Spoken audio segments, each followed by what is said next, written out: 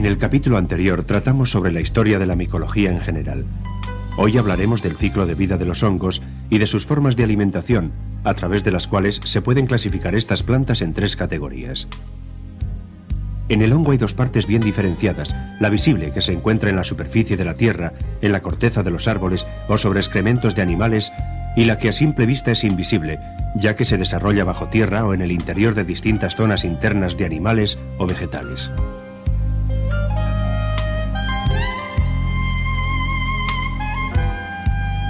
La primera parte es la que conocemos comúnmente por seta y botánicamente por carpóforo, y la segunda es la que está constituida por filamentos o hifas, siendo el conjunto de estas hifas lo que constituye el llamado micelio o aparato vegetativo de la planta. Así podemos decir que el micelio es en realidad el verdadero hongo que nace, crece, se reproduce y muere. La seta es el aparato reproductor del hongo y su misión principal es la de perpetuar la conservación de la especie.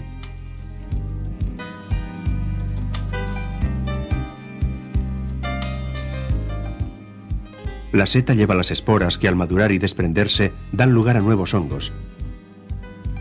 El ciclo de la vida de un hongo comienza con el nacimiento del micelio al desprenderse y germinar la espora.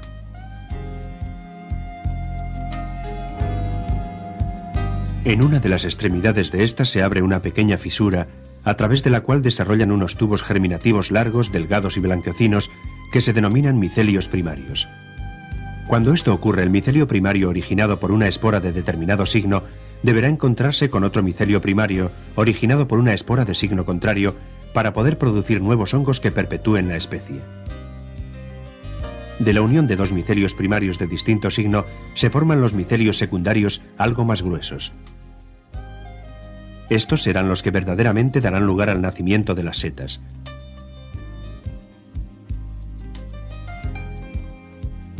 Los micelios primarios y secundarios están formados por las hifas, y el conjunto de hifas es el micelio.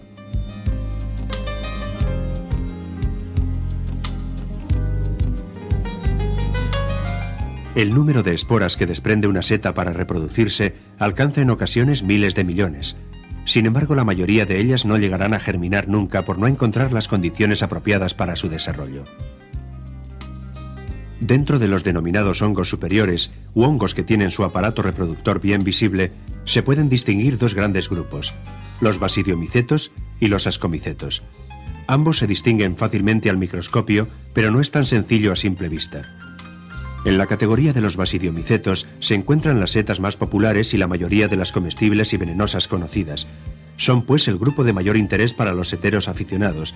Es importante entonces dar prioridad a este grupo a la hora de continuar con el estudio de su ciclo de vida. El micelio que forma el aparato vegetativo de un hongo basidiomiceto tiende a crecer en forma de círculo, lo que da lugar a que las setas que nacen de ellos crezcan asimismo formando un círculo claramente visible sobre el terreno.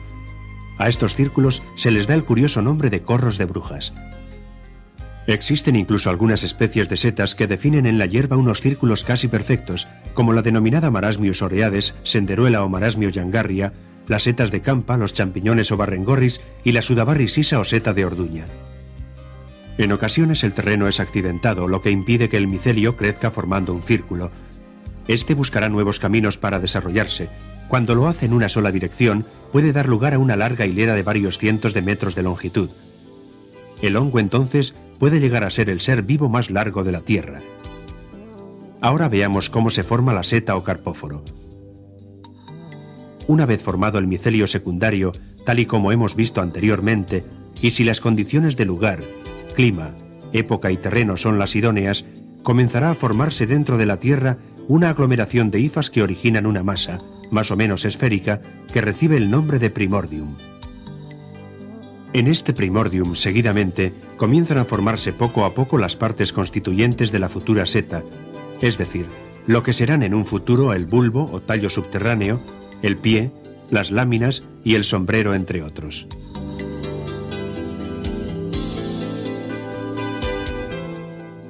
Posteriormente, este huevo aflora a la superficie de la Tierra.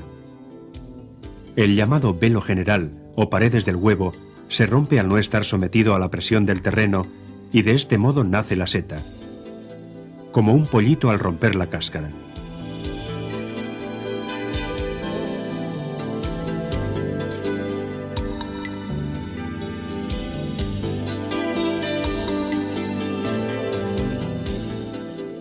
El micelio permanece en el suelo y puede vivir durante largos años. La duración de la vida de las setas carnosas, que son las más abundantes, sin embargo, es corta. Suele ser de poco más de una semana.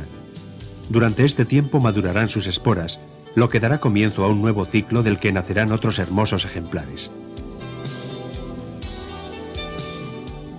Los hongos son seres vivos pertenecientes al reino fungi.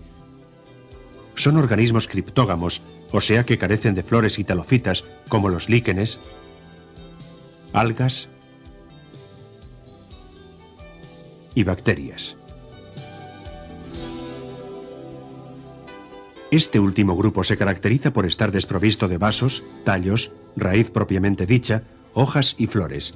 Únicamente poseen un cuerpo vegetativo que se denomina talo, de ahí su nombre de talofitas. A diferencia de las plantas, los hongos carecen de clorofila. Al no poseer esta sustancia, no pueden realizar la fotosíntesis, fenómeno a través del cual la planta se nutre a sí misma. Por esta razón, los hongos tienen forzosamente que depender de otros organismos para alimentarse. En ocasiones lo hacen de animales, pero la mayoría de las veces toman su alimento ya preelaborado de los vegetales.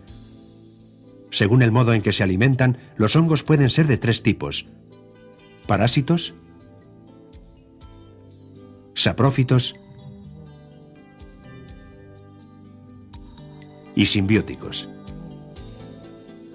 Los hongos parásitos se alimentan de los jugos vitales o savia de los vegetales o de un animal, provocando en él enfermedades y hasta incluso la muerte. El Polyporus sulphureus o la Armillaria mellea son típicos casos de parásitos que matan los árboles en los que crecen.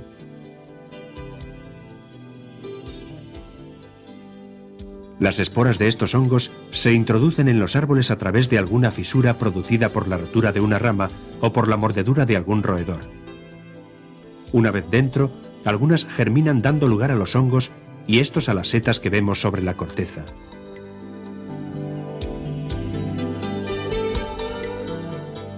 Muerto el árbol, muere también el parásito que lo mató por faltarle el alimento. Pero la naturaleza es sabia. Existen otros hongos, los llamados saprófitos, que vienen a sustituir a los primeros invasores. Los hongos saprófitos se alimentan de la materia orgánica muerta, provocando su descomposición. Estos hongos desempeñan un importante papel en lo que respecta al reciclaje de la materia, ya que convierten estos desechos inservibles y perniciosos en agua, sales minerales y otros gases y compuestos que hacen más fértil la tierra. De este modo contribuyen a crear el mantillo o humus que alfombra muchos bosques. Los hongos saprófitos contribuyen a liberar estos espacios y a hacerlos más transitables. Dentro de este tipo de hongos se encuentran aquellos que ayudan al proceso de elaboración de alimentos que requieren fermentación, como las bebidas alcohólicas y algunos quesos. También son de destacar los aplicados al campo de la medicina, como la penicilina, entre otros. La simbiosis es una forma de vida muy común en los hongos y podría definirse como una alianza o ayuda mutua entre un hongo y otro ser del reino vegetal. El hongo toma de ella su alimento que necesita para vivir, pero le proporciona un beneficio a cambio. Una manifestación simbiótica muy conocida es el denominado proceso de micorrización. Se llama así a la asociación de un hongo con la raíz de un árbol o arbusto. En esta asociación el hongo recibe de la planta su alimento orgánico, pero le compensa haciendo que ésta asimile sus alimentos inorgánicos con mayor facilidad. Las raíces de los árboles y arbustos tienen en sus extremos unas raicillas, y estas a su vez se ramifican en unos pelillos cortos llamados pelos absorbentes. En ocasiones, los pelos son muy débiles o escasos, con lo cual no pueden cumplir su misión de alimentar suficiente y satisfactoriamente a la planta, y ésta podría estar en peligro.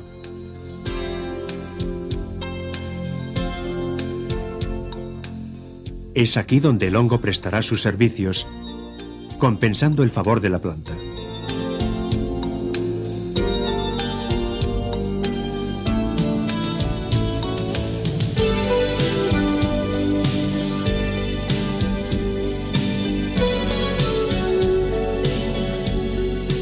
Una forma de micorrización muy común en campas y bosques es la de la hierba y el hongo. En esta asociación el hongo recibe de la hierba su alimento y le compensa suministrándole nitrógeno. Con el nitrógeno se forman los nitratos y nitritos que sirven a la hierba como un eficaz abono. Esta crecerá entonces con más fuerza y vigor y su coloración será de un verde más oscuro y brillante. Este crecimiento acelerado produce sin embargo un envejecimiento prematuro de la hierba, por lo que se volverá algo más amarillenta que el resto que está a su alrededor. Este factor, la diferencia de color de la hierba, nos indicará que debajo de aquellas hierbas vive un hongo, y si el hongo ha fructificado, sabremos que podremos disfrutar recolectando unas buenas setas como las setas de orduña o Udabarri sisas. El líquen es la simbiosis entre un alga y un hongo. En lugares tan inhóspitos como las inmensas llanuras próximas al círculo polar ártico, los líquenes son en ocasiones los únicos alimentos que pueden encontrar los renos. Curiosamente, la gran resistencia de esta planta a los fríos heladores de estas regiones es gracias a los hongos. No aconsejamos a los aficionados seteros desplazarse a tan recónditos lugares en busca de hongos, ya que mucho más cerca de lo que ellos piensan pueden encontrar cientos de interesantes variedades.